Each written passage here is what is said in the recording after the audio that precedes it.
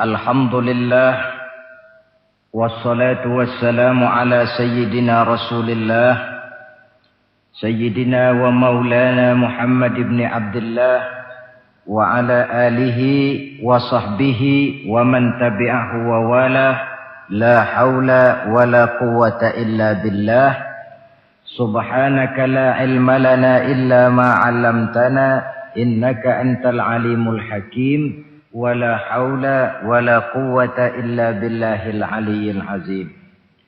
Saudara-saudara hadirin yang berbahagia,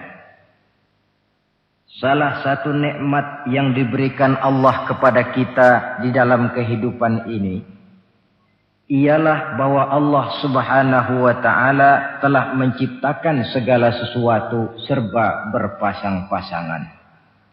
Dalam surah Yasin ayat 36 dijelaskan, Subhanallazi khalaqal azwaja kullaha mimma tumbitul ard wa min anfusihim wa mimma la ya'lamun.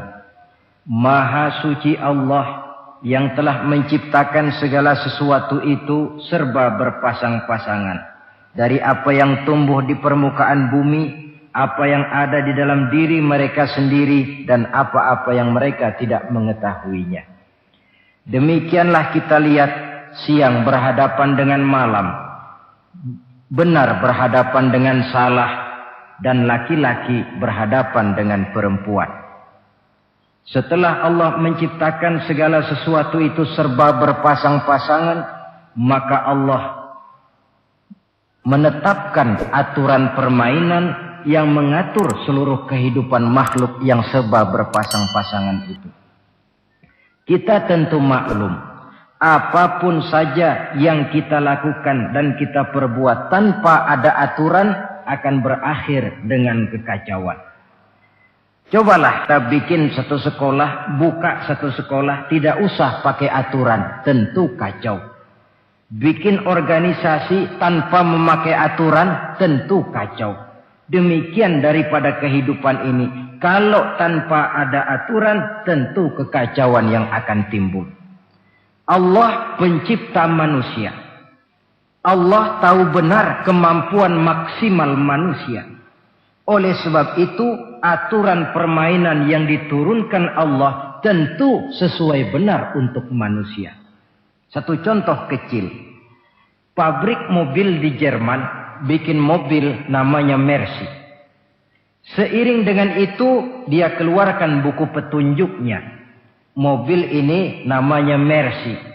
Kecepatan maksimal sekian ratus kilometer per jam. Daya angkut maksimal sekian ratus kilogram. Kalau rusak memperbaikinya begini, onderdilnya pun ini. Karena pabriknya yang membuat mobil, lalu pabriknya pula yang mengeluarkan buku petunjuk, sudah tentu buku petunjuk itu sesuai benar dengan mobilnya. Dan tidak bisa kita punya mobil Mercy rusak, lalu kita perbaiki dengan menggunakan buku petunjuk yang dikeluarkan oleh pabrik mobil Toyota misalnya. Jelas mobil bukan tambah baik, malah makin hancur tidak karu-karuan. Kalau manusia menginginkan satu hidup yang baik, tidak ada pilihan lain. Dia harus memakai aturan yang diturunkan oleh yang bikin manusia. Dan aturan itu telah turun dalam bentuk agama Islam yang kita cintai ini. Manusia laki-laki dihiasi dengan perasaan senang cinta kepada perempuan. Itu biasa, normal, wajar. Tapi lalu Allah menurunkan aturan permainan. Yang kalau peraturan ini dilanggar akan membawa kerugian bagi manusia sendiri. Bahwa laki-laki senang sama perempuan itu normal. Agama membuat aturan silahkan senang. Tetapi lewat satu pintu yang disebut nikah. Kalau peraturan ini diabaikan, yang rugi tentu manusia sendiri. Misalnya PLN keluarkan pengumuman. Nanti malam mulai jam 6 sampai subuh listrik se-Jakarta mati total. Kita ingat, ini nanti malam saya giliran ronda. Pagi-pagi sudah kita siap beli batu baterai, masukkan ke dalam baterai. Dari sejak kita beli sampai sore itu baterai kita soroti terus. Tentu setelah sore soak batu baterai itu. Datang malam berangkat kita ronda. Kalau disoroti lagi kan baterainya sudah enggak terang lagi. Sudah soak. Sebab apa? Belum waktunya sudah disoroti terus. Sekarang kalau ada orang belum masuk pintu pernikahan, nafsu seksualnya diobral terus. Itu kan sama juga belum datang malam baterainya sudah disoroti terus. Nanti masuk pernikahan soak. Berhadapan dengan istrinya barangkali sudah nggak bisa apa-apa, cuma nyengir saja. Yang rugi manusia sendiri. Itulah sebabnya Allah lalu mengatur bahwa laki senang sama perempuan lewat satu pintu yang disebut dengan nikah. Maka pada pertemuan kali ini kita akan bicara tentang nikah dalam Islam. Saya bagi kepada 3 masalah pokok saja. Pertama, pengertian dan kedudukan nikah menurut Islam. Yang kedua, motivasi pernikahan. Karena apa orang itu seharusnya melakukan nikah. Dan yang ketiga, membina rumah tangga bahagia menurut contoh Rasulullah sallallahu alaihi wasallam. Hadirin yang saya hormati, kita mulai dengan yang pertama, pengertian nikah. Dalam kehidupan sehari-hari ada 2 kata yang sering kita gunakan, kawin dan nikah. Kalimat kawin kelihatannya dipergunakan oleh semua makhluk hidup. Lain dengan nikah, ini hanya digunakan khusus untuk manusia muslim. Makanya kita sering dengar orang bilang, kucing kawin, ayam kawin, kambing kawin. Dan belum pernah kita dengar ada ayam nikah atau kucing nikah. Sebab apa? Nikah ini cuma dipakai oleh makhluk bernama manusia yang muslim. Apa pengertian nikah? Seorang tokoh, Abi Yahya Zakaria Al-Ansari, di dalam kitab Fathul Wahhabnya menjelaskan, an-nikahu aqdun yatadammanu ibahatal wat'i bilafzi inkahin au nahwihi. Nikah adalah akad, yaitu ijab dan qabul. Yang akad ini menjamin dibolehkannya pergaulan bebas antara laki-laki dan perempuan. Jadi kalau sementara anak muda kita beranggapan bagaimana Islam ini kolot, masa laki-laki tidak boleh bergaul dengan perempuan, itu anggapan salah. Islam bukan saja tidak melarang, malah menganjurkan laki-laki bergaul dengan perempuan sebebas-bebasnya. Sepanjang pergaulan itu bisa dipertanggungjawabkan baik menurut hukum negara, lebih-lebih menurut hukum agama. Coba orang kalau sudah akad, sudah ijab qabul, ada saksi, ada wali, selesai itu dia masuk ke dalam kamar berdua, bergaul di situ sebebas-bebasnya, itu saya kira 100% halal. Tidak perlu lagi orang curiga, tidak perlu lagi sembunyi-sembunyi. Kenapa? Ini bentuk pergaulan yang bisa dipertanggungjawabkan. Kalau tidak, dengan dalih new morality, kebudayaan modern, lalu melakukan yang disebut free love, free sex, samen liven, hidup bersama tanpa nikah alias kumpul kebo. Dan saya kira itu kebo cuma mewakili saja. Artinya begitulah kalau binatang itu kumpul. Sebab kumpul kucing pun saya kira begitu. Kumpul ayam pun begitu. Kebo cuma mewakili binatang dalam kalimat itu. Tengoklah berapa banyak sudah bayi-bayi yang lahir ke dunia ini tanpa tahu kemana dia harus memanggil bapak. Berapa banyak gadis-gadis bergelimpangan jadi korban dari orang-orang yang tidak bertanggung jawab. Itu semua merupakan ironi. Maka menjauhkan manusia dari aturan agama pada hakikatnya sama dengan usaha membinatangkan manusia.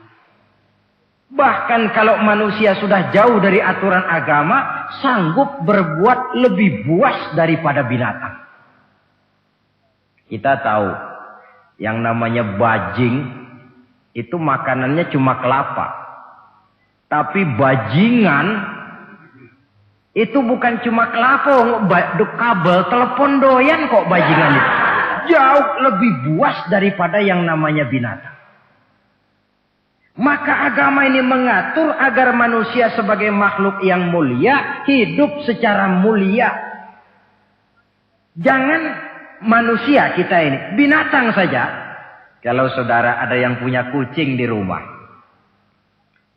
saudara taruh di depannya, saudara sendiri yang langsung kasih ikan di piring, kasih kucing. Aduh, dia akan makan dengan tenang, nikmat, lahap, tidak nengok kiri, tengok kanan. Kenapa? Dia yakin betul yang dia makan itu sudah resmi, sah. Sebab apa? Tuan rumah yang kasih.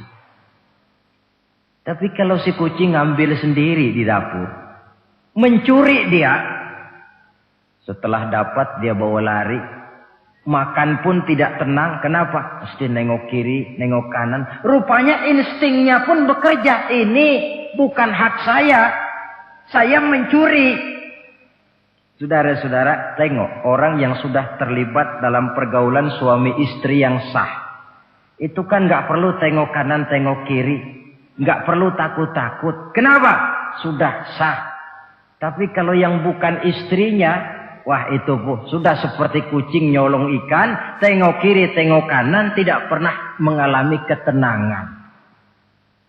Itu selintas pengertian nikah. Lalu bagaimana kedudukan nikah menurut Islam? Ternyata nikah dalam pandangan Islam tidak cuma sekedar untuk memenuhi kebutuhan biologis manusia. Tidak cuma sekedar untuk memperkembangbiakkan keturunan. Tidak cuma sekedar untuk mendapat ketenangan hidup. Lebih tinggi daripada sekedar itu, nikah dalam pandangan Islam ibadah. Jadi kalau kita ditanya, Pak, ibadah apa yang paling enak dalam Islam? Jawabannya jelas, nikah. Begitu enaknya ibadah yang namanya nikah ini, sampai yang sudah pernah pun pengen ulangan. Namanya ibadah. Tetapi tentu ada konsekuensi. Oleh karena nikah ibadah, dan semua ibadah dalam Islam tidak boleh dikerjakan setengah hati atau main-main. Sholat ibadah, tidak boleh main-main atau setengah hati atau coba-coba. Puasa ibadah, tidak boleh main-main setengah hati atau coba-coba. Dan oleh karena nikah pun ibadah, punya nilai sakral, juga tidak boleh main-main setengah hati atau coba-coba. Dus nikah eksperimen tidak dikenal dalam Islam. Mas, saya dengar sampean sudah nikah ya? Iya mas, saya cuma nyoba saja kok ini kok. Kalau enak terus, enggak ya bubar. Ini tidak ada nikah eksperimen. Sebab dia punya nilai sakral yang bermotifkan ibadah. Itu pengertian dan kedudukan nikah. Lalu apa motivasi suatu pernikahan? Karena apa seharusnya orang nikah itu? Apa landasannya? Saudara, hadis yang diriwayatkan oleh Imam Bukhari, Muslim, Abu Dawud dan Ibnu Majah dari Abi Hurairah menjelaskan Nabi bersabda, "Tunkahul mar'atu li arba'in." Nikahilah perempuan karena 4 perkara. Kalau dia perempuan tentu nikahilah laki-laki karena 4 perkara. Memilih jodoh, nah inilah lengkapnya konsepsi Islam. Memilih jodoh saja Islam itu memberikan petunjuk kok. Karena saja Islam itu memberikan petunjuk kok. Karena apa orang memilih jodoh itu? Kata Rasul yang karena 4 faktor. Pertama, lima liha. Karena dia orang kaya. Cari yang kaya. Yang kedua, lihasabiha. Karena dia keturunan orang baik-baik. Cari keturunan orang baik-baik. Yang ketiga, lijamaliha. Karena dia cantik. Cari yang cantik. Dan yang keempat, lidiniha. Karena dia orang taat beragama. Cari orang yang taat beragama. Kalau berkumpul keempat-empatnya, rasanya surga dunia sudah. Coba lihat. Suami mana sih yang tidak bangga punya istri cantik, kaya, keturunan orang baik-baik, lalu taat beragama? Atau istri mana sih yang tidak bangga punya suami ganteng, kaya, keturunan orang baik-baik, dan taat pula beragama? Tapi kan terus terang yang kumpul keempat-empatnya kan boleh dibilang jenis makhluk langka. Sulit. Kadang-kadang cantik, kaya, akhlaknya kayak setan. Ada saja kurangnya. Oleh karena ada saja kurangnya, lalu Nabi memberikan stressing, penekanan. Fazfar bizatiddin taribat iyadak. Pilih orang yang taat melaksanakan agama, niscaya hidupmu akan berkah. Jadi motivasi suatu pernikahan hendaknya agama. Apa rahasianya? Mari kita lihat. Kalau orang memilih pasangan karena rupa yang cantik semata-mata, silakan, tapi jangan jadi motivasi utama. Kalau rupa yang cantik jadi alasan utama, saya yakin rumah tangga tidak akan tahan lama. Sebab apa? Pertama, yang namanya cantik itu relatif. Artinya bergantung siapa yang memandang. Yang menurut saudara cantik, menurut saya belum tentu cantik. Yang kata saya cantik, menurut saudara barangkali itu yang jelek. Relatif. Saya kalau ditanya orang, Ustadz, siapa perempuan paling cantik di dunia ini? Tentu saja saya jawab istri saya. Apa saudara lalu protes? Salah Ustadz, yang cantik istri saya bukan istri Ustadz. Saya bilang masa bodoh saya nggak ngurusi istri sampean. Cantik itu relatif. Sehingga di kalangan para ahli cinta, ahli cinta, sampai sekarang masih jadi perdebatan. Sebenarnya cantik yang bikin orang jatuh cinta, apa cinta yang membuat orang jadi kelihatan cantik? Dua-duanya bisa terjadi. Mungkin karena cantik orang jatuh cinta, dan bisa juga karena sudah kadung cinta orang kelihatannya jadi cantik. Tapi yang jelas cantik relatif. Yang relatif tidak bisa dijadikan sandaran utama. Yang kedua, yang namanya cantik itu temporer. Artinya berubah oleh pergeseran masa dan pertukaran waktu. Sekarang dia cantik, of course. Sedang sweet 17-an. Sedang honeymoon, sedang bulan madu, sedang pengantin baru. Tentu saja cantik. Punya dia anak satu, kecantikan mulai menurun. Punya dia anak dua, kulit mulai keriput. Punya dia anak tiga, apalagi tak pandai bersolek. Sudahlah onderdeal mulai pada copot. Kalau rumah tangga didasarkan kepada rupa yang cantik saja, selesailah rumah tangga sampai di situ. Yang ketiga, di atas langit, rupanya masih ada langit lagi. Di atas yang kita anggap cantik, rupanya masih ada yang lebih cantik. Kalau cantik yang kita kejar, kita akan jadi petualang yang pindah dari perempuan satu ke perempuan yang lain. Cinta bajak laut namanya. Di mana kapal berlabuh, di sana cinta mendarat. Saudara hadirin yang saya hormati, padahal sate dengan singkong itu kan bedanya cuma di tenggorokan. Kalau sudah masuk ke dalam perut, kenyangnya barangkali sama. Malah barangkali besok pagi kalau keluar lebih tidak enak baunya sate itu daripada singkong. Makanya orang kalau sudah nikah oleh Nabi dipesan, apabila kamu di jalan melihat perempuan yang membuat kamu kagum, cepat-cepatlah pulang ke rumah. Sebab apa? Sebab yang perempuan cantik di jalan kau lihat itu punya, istrimu juga di rumah punya. Gak percaya cobalah pulang, akurin, sama itu. Silahkan cari yang cantik tapi jangan dijadikan motivasi utama. Yang kedua, kalau perkawinan, pernikahan cuma karena harta, silahkan cari yang kaya. Tapi kan harta itu kata Imamul Ghazali, al-mal zillun zail. Harta bagaikan bayangan. Sore di sebelah barat, tengah hari di tengah, sore pindah ke sebelah timur. Hari ini dia kaya, besok dia bangkrut. Roda itu berputar.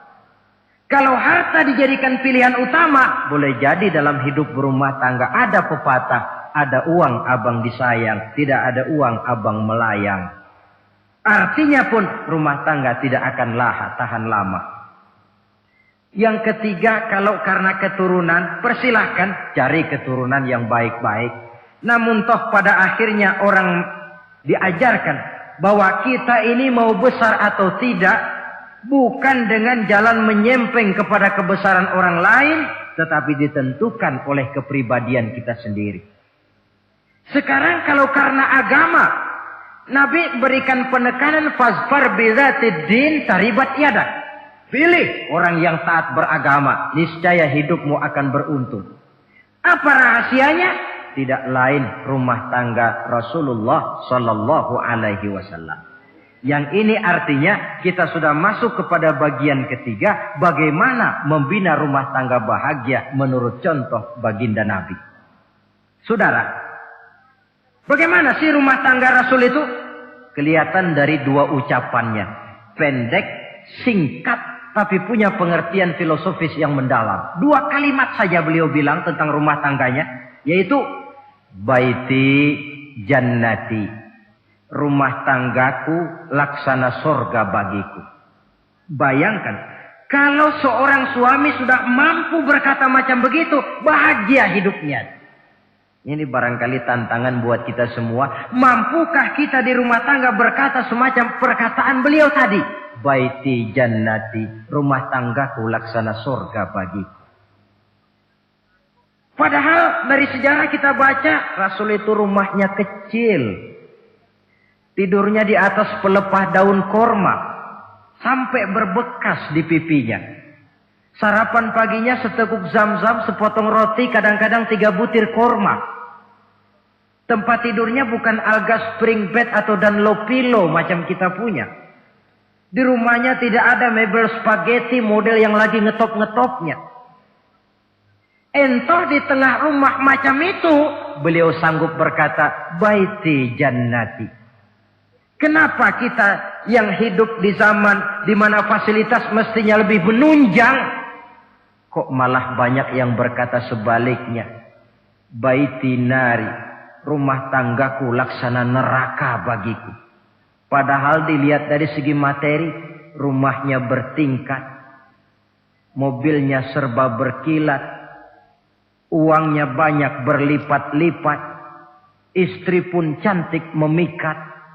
Kadangkala boleh jadi jumlahnya 4. Tapi tiap hari kiamat. Kenapa ini? Marilah kita lihat. Ternyata rumah tangga Rasul itu motivasinya tidak lain agama. Agama menuntun suami dan istri masing-masing untuk tahu kewajiban dan tahu haknya. Kalau kewajiban sudah dilaksanakan, lalu hak diberikan, akan timbul pengertian, understanding. Kalau sudah ada saling pengertian, akan timbul ketenangan, feeling of security. Dan ketenangan, tangga utama untuk mencapai yang disebut bahagia. Itu sebabnya hakikatnya membicarakan rumah tangga yang berdasarkan agama tidak lain adalah bagaimana seharusnya seorang suami melaksanakan kewajibannya dan seorang istri melaksanakan tugasnya. Artinya kewajiban suami itu apa? Kewajiban istri itu apa? Kewajiban istri hak suami, kewajiban suami hak untuk istrinya menurut tuntunan dan tuntutan agama. Saudara hadirin, menurut hadis riwayat Abu Dawud dari Muawiyah bin Haidah, satu hari Rasul ditanya, "Ya Rasul, apa sih hak istri-istri kami ini? Artinya kewajiban kami sebagai suami ini apa?" Rasul menjawab, pertama, antat'amaha iza ta'imta.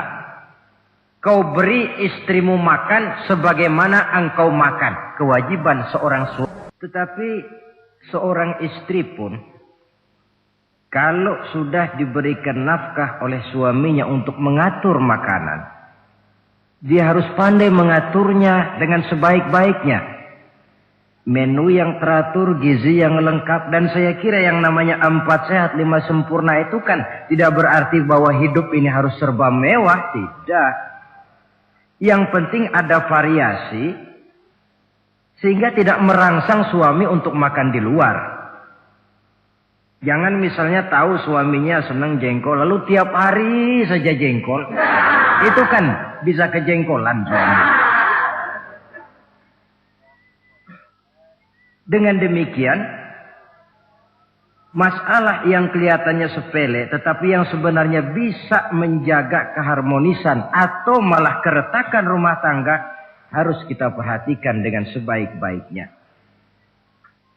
Suami memberikan nafkah, dari jumlah itu 60% lari ke kredit, 40% lari ke dapur. Tentu pada akhirnya sang suami akan merasa curiga, padahal barangkali istrinya pun berniat baik, cuma hanya tidak ada keterbukaan di dalam mengurus masalah-masalah yang berhubungan dengan dapur. Inilah kewajiban yang pertama dari seorang suami, kewajiban yang menyangkut masalah pangan. Lalu yang kedua, wataksuwaha izaktasaita. Engkau beri istrimu pakaian sebagaimana engkau berpakaian. Suami yang adil, pakaian yang dia pakai sama harganya dengan yang dibelikan untuk istrinya. Kecuali tentu kalau istrinya ridho. Zalim seorang suami, jikalau untuk dia misalnya dia beli pakaian yang mahal-mahal, jasnya dia pakai Switzerland wool, sarungnya Samarinda. Kalau dia pakai sepatu, belilah sepatunya. Sementara istrinya cuma pakai kain belacu saja. Kenapa mesti begitu? Sebab, saudara hadirin, istri kita sebenarnya adalah bagian daripada hidup kita. Baik dia dilihat orang, baik juga kita disebut orang. Jelek dia dipandang orang, tentu jelek juga nama kita disebut orang. Apalagi hidup bermasyarakat, kadang-kadang mulut usil itu kan sudah banyak macam ragamnya. Nah, itu siapa sih perempuan yang jalan? Kenapa? Itu pakaian yang tidak dipakai sih tidak mahal, cuma pakaiannya serasi, pantas, enak dilihat. Oh, terang saja dia kan istrinya si Miun. Nah, Miun yang sedang tidur barangkali tidak tahu apa-apa mendapat sebutan baik. Cobalah kalau istri kita semaunya saja, orang akan bilang, ah itu perempuan, kenapa? Saya gerah ngelihatnya. Mau ke pasar cuma pakai kutang saja. Tentu suami pun akan mendapat sebutan yang tidak baik. Cuma sang istri kalau sudah dibelikan pakaian oleh suami, termasuk alat-alat kecantikan di dalamnya, pakaian itu tentu dipakai, niat pertama adalah untuk menyenangkan hati suami.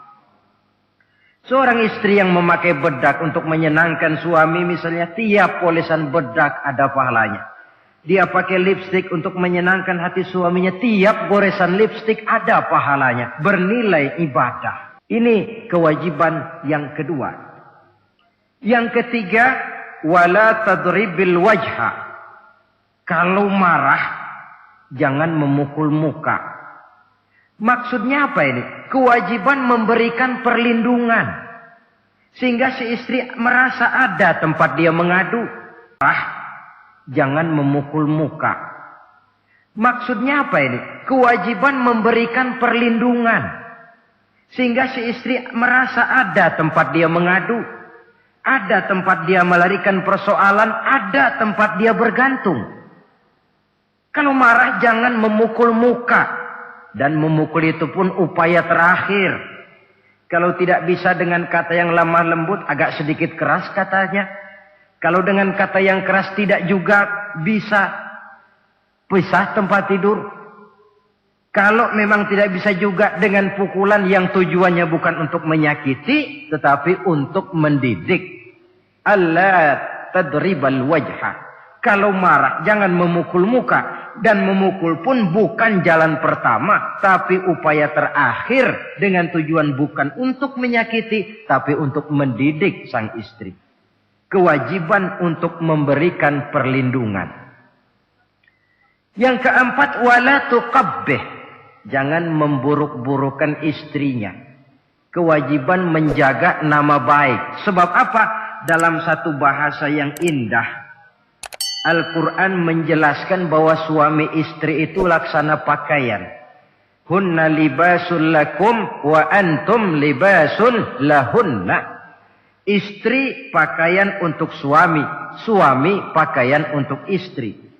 Lihatlah alangkah indah gaya bahasa Al-Quran ini. Diibaratkannya suami istri seperti pakaian. Apa fungsi pakaian? Pertama, pakaian itu kan jadi kebanggaan. Saya bangga memakai baju seperti ini. Saudara bangga memakai baju yang saudara pakai.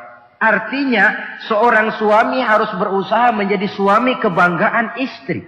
Dan seorang istri pun harus berusaha menjadi istri yang dibanggakan oleh suaminya. Jangan yang malah kemudian disesali. Itu kan kalau sudah marah orang kadang-kadang ucapannya nggak terkontrol. Istri marah sama suami, bang, nyesel gue punya laki kayak gitu. Sudah hilang lagi kebanggaan. Kalau kebanggaan hilang, wibawa pun hilang. Kalau wibawa sudah hilang, maka rumah tangga sudah sulit untuk dipertahankan. Yang kedua, yang namanya pakaian itu kan menutup aurat. Itu tujuan pakaian yang terpenting.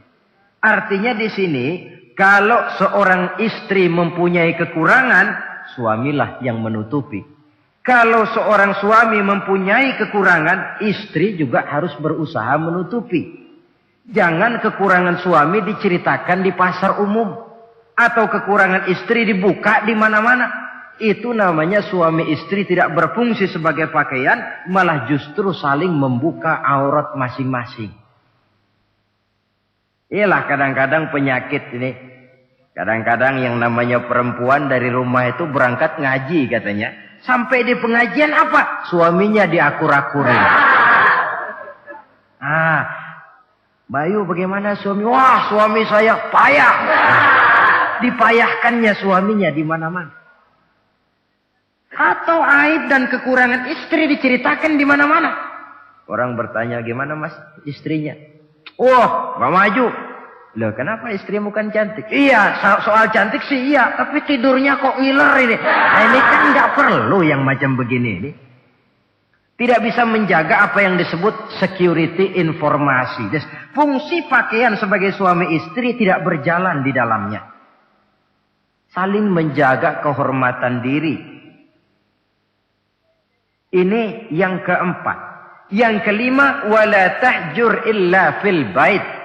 Jangan berpisah dari istri kecuali di rumah. Maksudnya begini. Kalau satu hari seorang istri suami marah kepada istrinya, tidak usah istri itu disuruh pulang ke rumah orang tuanya, ke rumah mertua, lalu diusir. Tidak. Cukup pisah tempat tidur saja. Ini maknanya wala tahjur illa fil baiti. Umpamanya, dek malam ini saya sedang tidak enak pikiran. Kau tidur di kamar belakang lah, saya kamar depan. Cukup pisah tempat tidur saja. Tidak perlu istri dipulangkan ke rumah orang tuanya. Nanti umpamanya tengah malam turun hujan, udara dingin, pikiran berubah, berasa perlu. Kan tinggal manggil. Tidak jauh secara psikologis ajaran semacam ini bisa kita terima. Saudara hadirin yang saya hormati. Ini pada prinsipnya kewajiban seorang suami. Kewajiban yang menyangkut masalah pangan, sandang, perlindungan, memelihara kehormatan, dan menjaga ketenangan di rumah tangga dengan menyelesaikan persoalan rumah tangga itu secara intern. Jangan belum apa-apa sudah mertua diundang, orang tua dibon. Persoalan belum tentu selesai, tapi masalah sudah meluas. Cobalah kita selesaikan intern dulu. Kalau kemudian ternyata dianggap perlu mengundang orang tua, mertua, keluarga, baru kita upayakan ke arah itu. Ini kewajiban suami dan ini merupakan hak istri.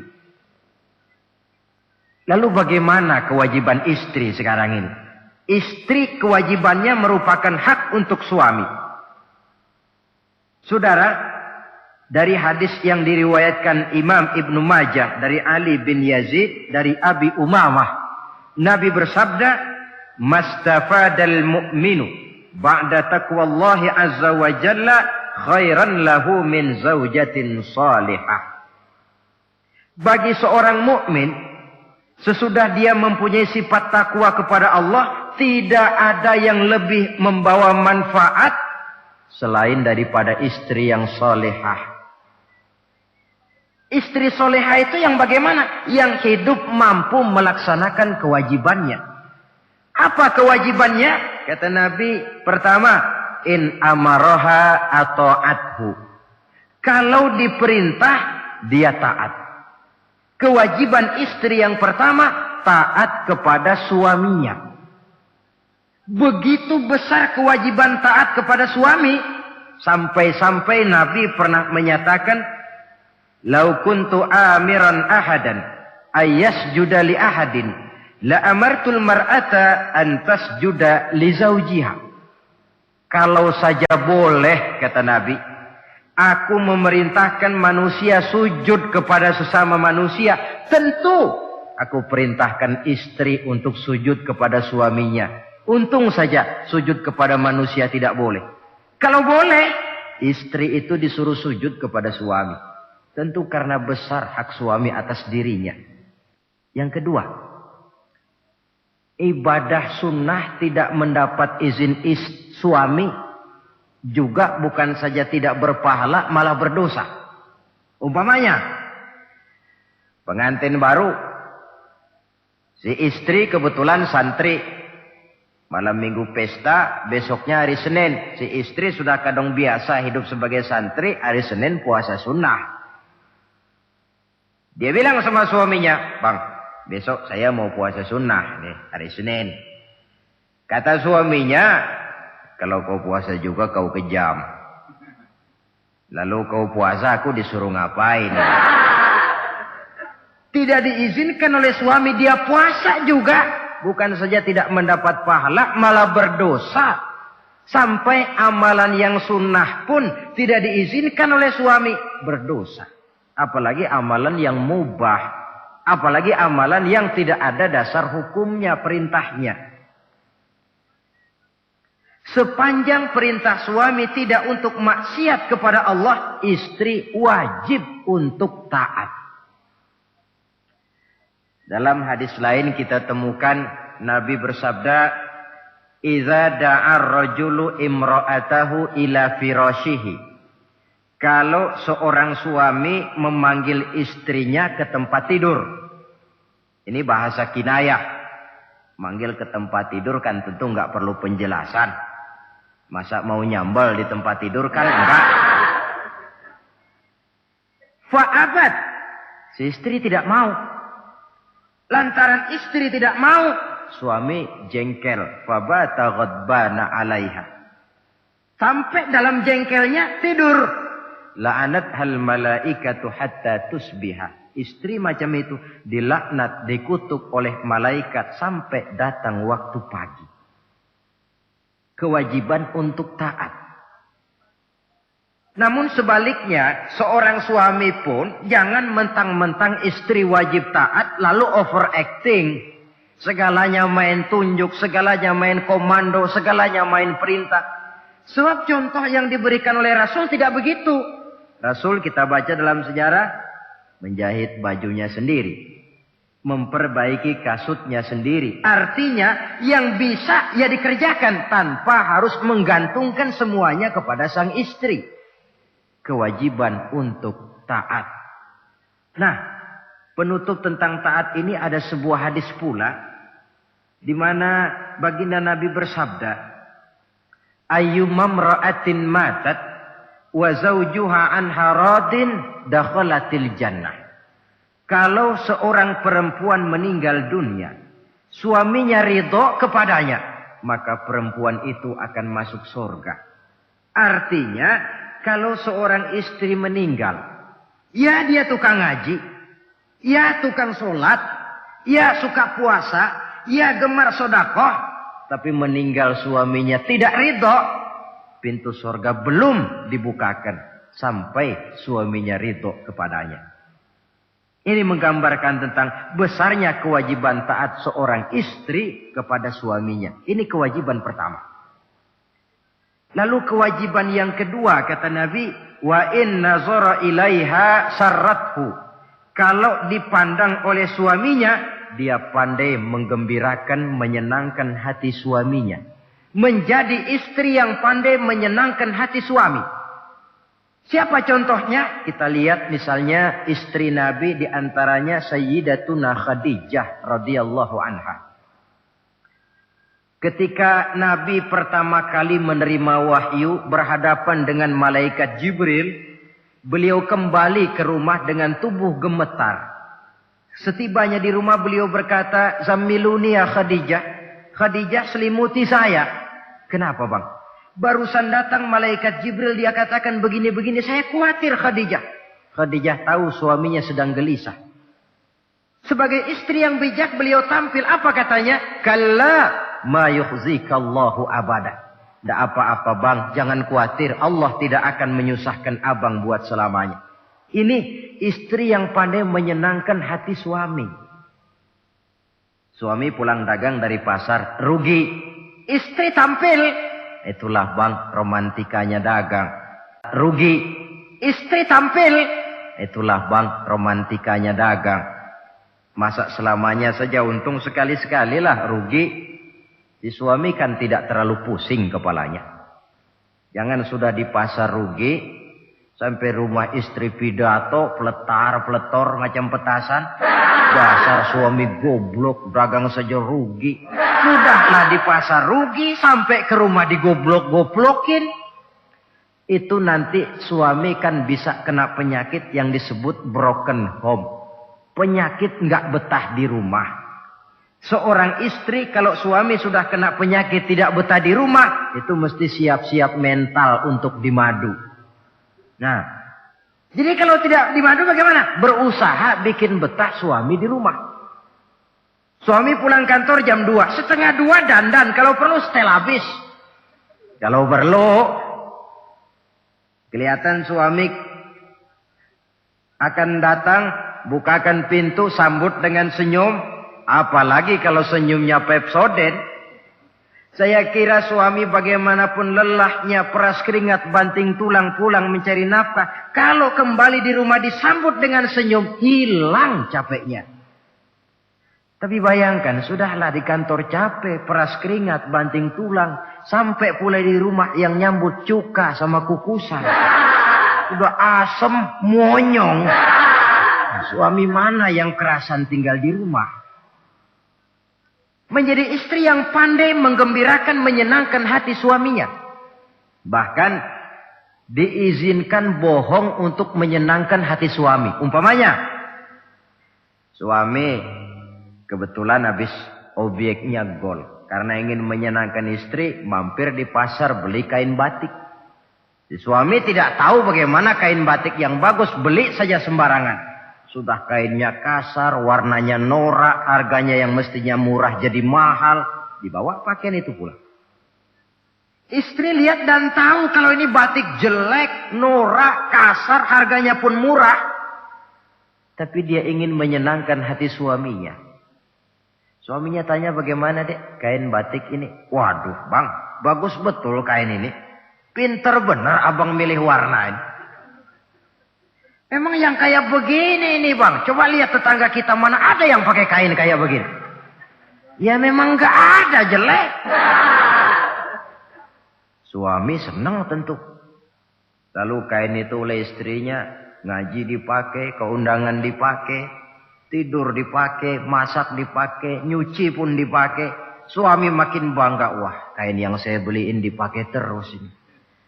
Lain pula istrinya, dalam hati dia berpikir, biarin deh gue pakai terus biar cepat hancur, nggak ada urusan. Coba kalau waktu itu si istri jujur, dasar laki goblok, beli kain kayak begini, sono pulangin. Nah, mungkin suami yang sudah payah-payah mau menyenangkan hati istrinya malah berbalik pikirannya.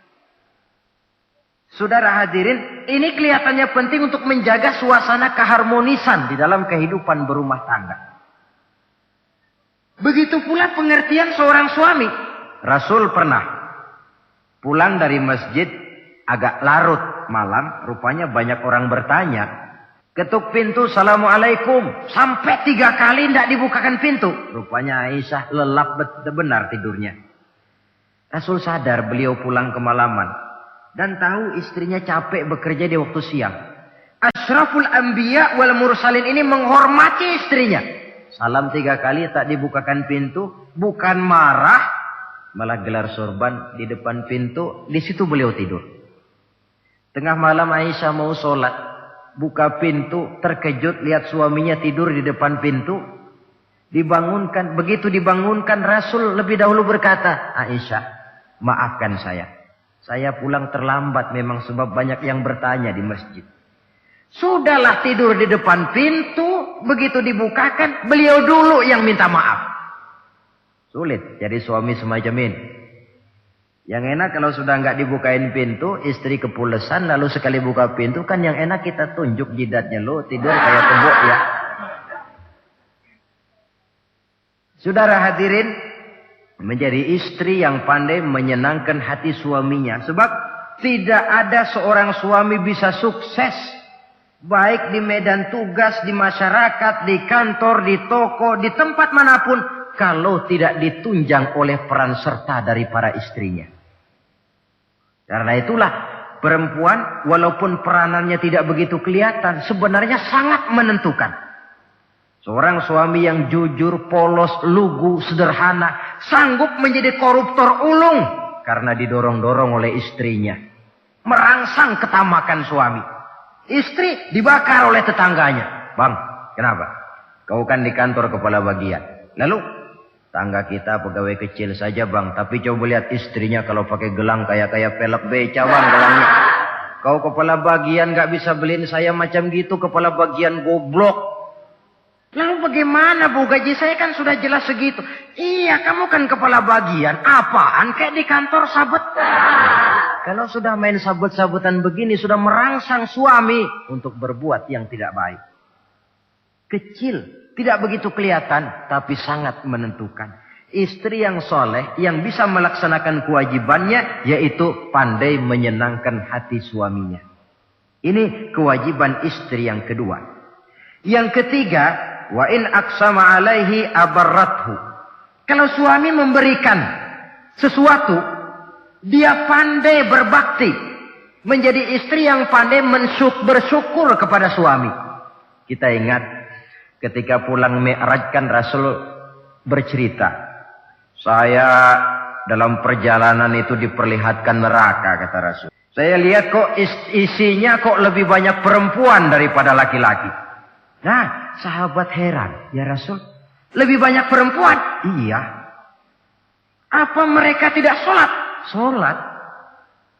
Apa mereka tidak pernah hadir di majelis taklim? Oh, rajinan dia sama suaminya. Ada apa? Tidak pernah baca Quran? Rajin. Lalu kenapa kok isinya kebagian besar perempuan? Rasul menjawab, hunna yakfurnal ashir. Mereka umumnya tidak pandai bersyukur kepada suaminya. Hujan panas setahun dibalas dengan hujan sehari.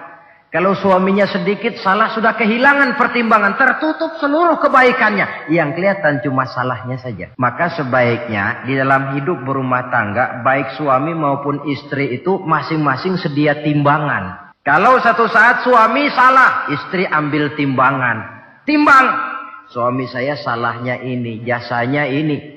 Bertahun-tahun dia hidup mencari nafkah buat saya, membelikan pakaian untuk saya, mencarikan makan untuk saya. Salahnya ini, timbang mana lebih banyak salahnya atau benarnya.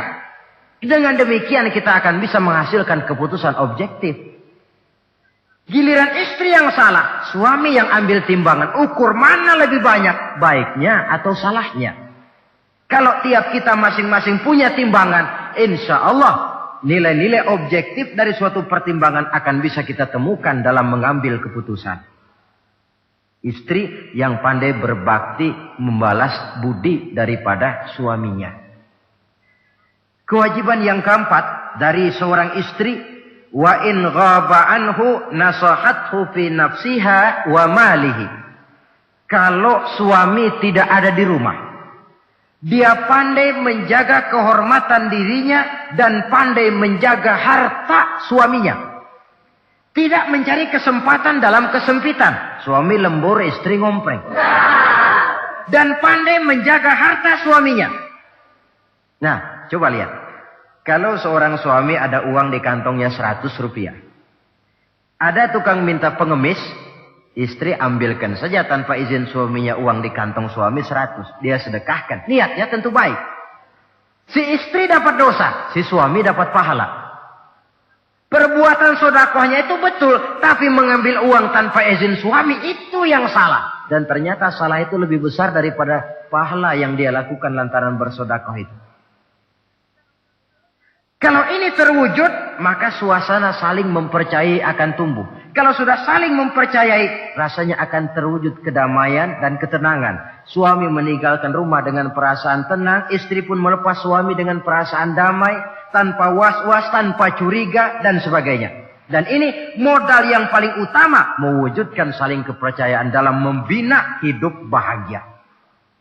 Saudara, jadi dengan demikian, kewajiban suami dan kewajiban istri yang merupakan bagian tidak terpisahkan dari bagaimana membina rumah tangga berdasarkan tuntunan agama merupakan hal yang dicontohkan oleh Nabi kita Muhammad sallallahu alaihi wasallam.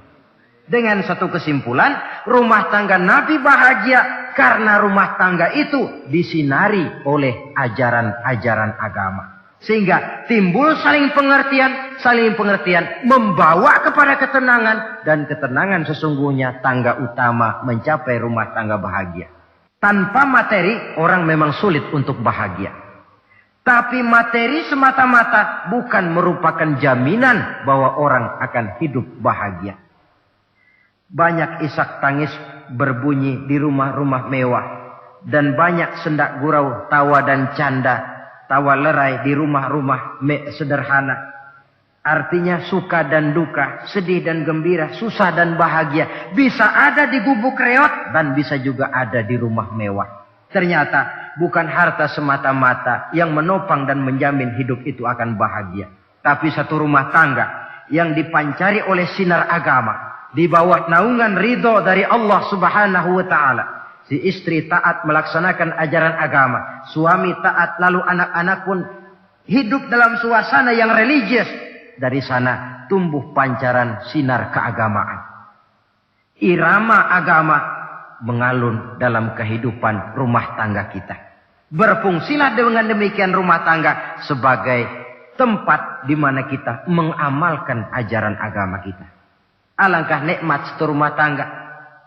Istri ahli ibadah, suami pun ahli ibadah, anak-anak pun terbiasa oleh lingkungan untuk hidup melaksanakan suatu ibadah. Dan keberhasilan di rumah tangga awal untuk menuju keberhasilan di masyarakat, di tempat tugas, dan di tempat-tempat lainnya. Sebaliknya, kehancuran rumah tangga akan selalu menjadi awal kehancuran karir di masyarakat, di tempat kerja, dan di tempat-tempat lainnya. Oleh karena itu, berangkat dari hal semacam inilah, maka kita berkeyakinan rumah tangga yang bahagia ialah rumah tangga yang didasarkan kepada ajaran agama. Sehingga tercapailah kebahagiaan hidup di dunia yang langsung menopang kepada kebahagiaan hidup di akhirat nanti. Nah, inilah pembicaraan kita pada pertemuan kali ini. Dengan harapan, mudah-mudahan dari setiap rumah tangga muslim memancar sinar-sinar agama. menjadi kubu-kubu pertahanan di mana kita menegakkan ajaran agama. Dan pada akhirnya nanti akan tercipta masyarakat yang agamis. Terwujudlah ketenangan, kedamaian, dan ketentraman. Mudah-mudahan ada manfaatnya. Lebih kurang mohon maaf. Wabillahi taufiq wal hidayah. Wassalamualaikum warahmatullahi wabarakatuh.